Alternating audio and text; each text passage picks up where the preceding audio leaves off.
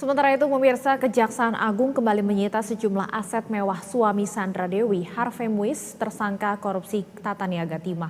Aset mewah yang disita berupa 2 mobil sport Ferrari dan 1 mobil Mercy. Kejaksaan Agung kembali menyita aset mewah milik salah satu tersangka kasus korupsi tata niaga timah, Harvey Muiz. Aset mewah yang disita Kejagung milik suami Sandra Dewi itu yakni berupa 3 mobil sport mewah, yakni 2 mobil Ferrari dan 1 mobil Mercedes-Benz atau Mercy. Menurut Direktur Penyidikan Jampitsus, penyitaan aset ini sebagai bagian dari penelusuran aset Harvey Muiz yang berkaitan dengan tindak pidana korupsi yang dilakukannya. Ia pun menegaskan Kejagung terus menelusuri aset Harvey, termasuk aset yang mungkin dimiliki sang istri, artis Sandra Dewi. Hari ini kegiatan penyitaan terhadap 3 unit mobil, 2 jenis mobil sport Ferrari dan 1 mobil sport Mercedes. Ketiganya adalah milik tersangka HM. Kegiatan penelusuran aset yang kami lakukan terhadap aset-aset milik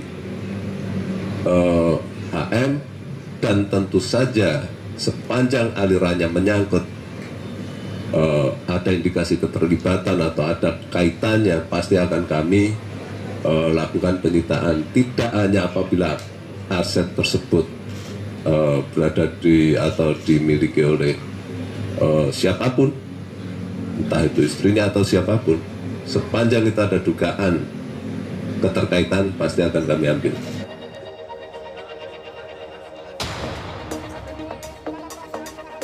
Dengan disitanya 3 mobil mewah ini membuat Kejagung menambah deretan mobil mewah milik suami Sandra Dewi ini yang telah disita. Sebelumnya Kejagung telah menyita 4 mobil mewah Harvey, yakni mobil Rolls-Royce, Mini Cooper, Lexus, hingga Toyota Velfire. Penyidik Kejaksaan Agung juga diketahui telah memperpanjang masa penahanan Harvey Muiz pada 16 April lalu. Masa penahanan Harvey ini diperpanjang hingga 25 Mei 2024. Seperti diketahui, suami dari aktris Sandra Dewi ini ditetapkan sebagai tersangka kasus korupsi. Harvey diduga menerima uang berkedok CSR dari perusahaan tambang liar yang difasilitasi oleh Helena Lim.